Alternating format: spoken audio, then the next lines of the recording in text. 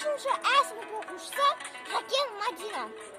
Биыл Абай атымыздың туғанына 75 жыл толып отыр. Абай ұлы ақын.